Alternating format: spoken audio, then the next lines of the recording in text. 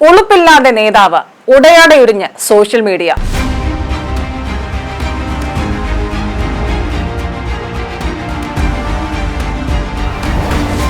നമസ്കാരം, ജനശബ്ദം ന്യൂസിലേക്ക് സ്വാഗതം. രാജ്യത്തെ ഏറ്റവും വലിയ തുറമുഖം രാജ്യത്തിന് സമർപ്പിക്കുന്ന വേദിയാണ് അബക്കോ രാഷ്ട്രീയത്തിന്റെ പ്രദർശന വേദി കൂടിയായി മാറിയത്. സർക്കാർ വേദി ഏതാ, രാഷ്ട്രീയ വേദി ഏതാ എന്ന് തിരിച്ചറിയാതെ പോയാൽ എന്തു ചെയ്യും? അതും ഒരു മുൻ കേന്ദ്രമന്ത്രിക്ക്, ഒപ്പം വടി കൊടുത്ത് അടി ഇരുന്നു വാങ്ങിയ ഒരു സംസ്ഥാന മന്ത്രിയും. വിഴിഞ്ഞം തുറമുഖം പ്രധാനമന്ത്രി നരേന്ദ്രമോദി നാടിന് സമർപ്പിക്കുന്ന ചടങ്ങിൽ നേരത്തെ വേദിയിലെത്തി സീറ്റു പിടിച്ച BJP സംസ്ഥാന അധ്യക്ഷൻ രാജീവ് ചന്ദ്രശേഖറിന്റെ മുദ്രാവാക്യം വിളിയും പ്രകടനവും കണ്ട് ജനം വാപൊളിച്ചു.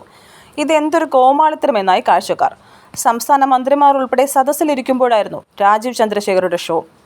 രാജ്യം മാത്രമല്ല, ലോകം പോലും ഉറ്റുനോക്കുന്ന ഒരു തുറമുഖമാണ് വിഴിഞ്ഞം. ലോകത്തെ എണ്ണപ്പെട്ട പ്രധാന ഷിപ്പ്യാർഡ്. കൂറ്റൻ കപ്പലുകൾ ഈ തീരം തേടും. അത് രാജ്യത്തിന് സമർപ്പിക്കാൻ പ്രധാനമന്ത്രി തന്നെ വരണമല്ലോ. പക്ഷേ ആ പാർട്ടിയുടെ നേതാക്കൾക്ക് വിവരം തൊട്ടു തേണ്ടിയിട്ടില്ലെന്ന് ഒരിക്കൽ കൂടി തെളിയിക്കുന്ന വിവരക്കേടുകളാണ് സംസ്ഥാന അധ്യക്ഷൻ അവിടെ കാട്ടിക്കൂട്ടിയത്. 8,867 കോടി രൂപ ചെലവുള്ള പദ്ധതിയിൽ 63% 5,592 കോടി രൂപ സംസ്ഥാനം ചെലവഴിച്ചു. 28.20% 2,454 കോടി രൂപയാണ് അദാനിയുടെ മുടക്കുമുതൽ. ഇത്ര ഒരു വമ്പൻ പദ്ധതിയിൽ കേന്ദ്രം നൽകിയിരിക്കുന്നത് 817 കോടി രൂപ വായ്പ. മറ്റു സംസ്ഥാനങ്ങൾക്കൊക്കെ വലിയ തുക സംഭാവനയായി നൽകുമ്പോൾ കേരളത്തോട് കാട്ടിയ വിവേചനം ജനം ചോദ്യം ചെയ്യുമ്പോഴാണ് BJP നേതാവ് അധികാലത്ത് എത്തി കോമാളി വേഷം കിട്ടിയത്. പൊതുമരാമത്ത് മന്ത്രി PA മുഹമ്മദ് റിയാസ് ഇക്കാര്യം ചൂണ്ടിക്കാട്ടി.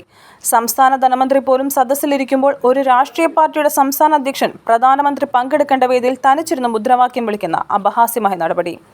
ഒരു പാർട്ടിയുടെ സംസ്ഥാന അധ്യക്ഷനല്ലേ, കേന്ദ്രമന്ത്രിയായിരുന്ന ആളല്ലേ, ഇങ്ങനെയൊക്കെ വേഷം കെട്ടാമോ? പ്രധാനമന്ത്രി നരേന്ദ്രമോദി, മുഖ്യമന്ത്രി പിണറായി വിജയൻ, തുറമുഖ മന്ത്രി VN വാസവൻ എന്നിവർക്ക് മാത്രമേ പ്രസംഗിക്കാൻ അനുവാദമുണ്ടായിരുന്നുള്ളൂ. മന്ത്രി വാസവന്റെ അദാനി പാർട്ട്ണർ എന്നു പറഞ്ഞുള്ള പ്രസംഗം വടി കൊടുത്ത് അടിയിരുന്നു വാങ്ങുന്ന പണിയല്ലാതെ എന്താണ്? അതോ കോർപ്പറേറ്റുകളോടുള്ള കമ്മ്യൂണിസ്റ്റ് പാർട്ടികളുടെ സമീപനത്തിൽ മാറ്റം വന്നു? ഇങ്ങനെ പറയണമായിരുന്നു. വാസവന്റെ വാക്ക് തന്നെ പ്രധാനമന്ത്രി തിരഞ്ഞെടുത്ത് രാഷ്ട്രീയമായി ഉപയോഗിച്ചതും ശരിയാണോ ആവോ? രാഷ്ട്രീയമല്ലേ, ഇതൊക്കെ കാണേണ്ടിയും കേൾക്കേണ്ടിയും വരും. അല്ലാതെ നമുക്കെന്ത് ചെയ്യാൻ കഴിയും? ഏതായാലും ഉദ്ഘാടന ചടങ്ങ് സോഷ്യൽ മീഡിയയ്ക്ക് ഉത്സവമായി, അത്ര തന്നെ. News desk, ജനശബ്ദം.